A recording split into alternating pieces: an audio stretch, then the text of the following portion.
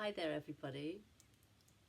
As you can see, I'm in one of my favorite places at home, in my window box, looking out at the amazing gardens at the property where I live. It is an exquisite day. The birds are singing and there's a slight breeze and the palms are just moving with the wind, and it's really exquisite. So I really felt inspired to speak a little bit this afternoon about going with the flow of what is happening in one's life rather than being in resistance mode. And you know what happens is when we're in resistance mode, we are telling ourselves a story about why something shouldn't be happening, and then there's a tendency to complain and to try and change outcomes and so on and so forth. You know, and obviously if there's a call to action to change something and we're able to make a positive change, then there's absolutely nothing wrong with that. But what I'm speaking about more specifically is the movement of feelings and emotions as they come up within our own being, some of which can be very uncomfortable, some of which can be painful, some of which can really feel discordant. And so the question is what to do about that.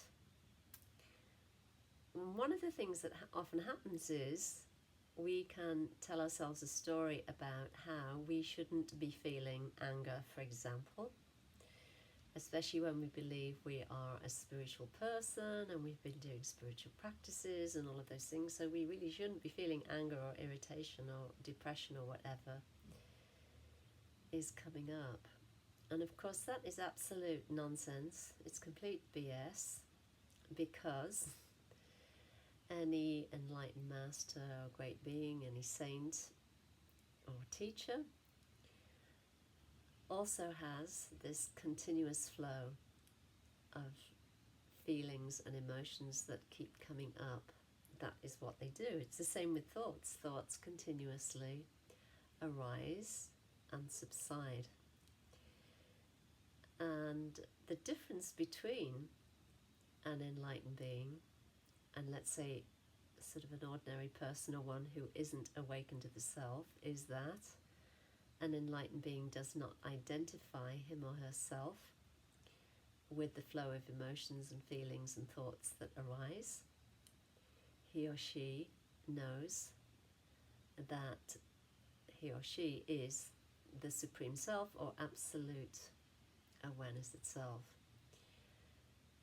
And consequently, what happens is this tremendously vast and limitless space is opened up inside a great being that allows for everything to show up, whether it's a negative feeling or emotion, or a dark thought, or some kind of irritation, or whatever is arising.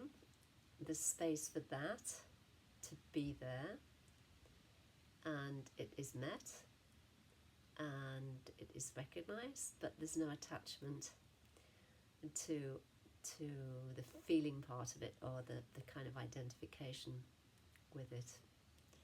And the same holds true with respect to seemingly negative obstacles or events that happen in the life of a great being. He or she welcomes it all, and there's no resistance to what is showing up. There's space for it to be there and to be welcomed and to be seen and recognized as the flow of life itself. So today I really would like to encourage you to look at where you resist your own life, where you resist the movement of your own thoughts or the movement of your own feelings and emotions, and when and why you do that. Because let's face it, when you go through the day in resistance mode, you're essentially clenching every part of your body and trying to push through so that you can make it, so to speak. So this is a fabulous inquiry to really look at where there is resistance in one's life and why there's resistance in one's life.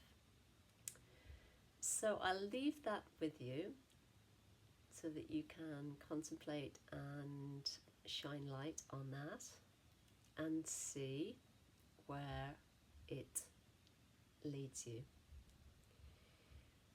So as always, if you would like to ask questions, please feel free to leave a question below here on my channel. You can contact me via Instagram at Julie Hoyle Official, or you can send me an email at truealignment@yahoo.com. So take it easy, be well, keep shining bright, and I send you much, much, much, much love. Bye for now.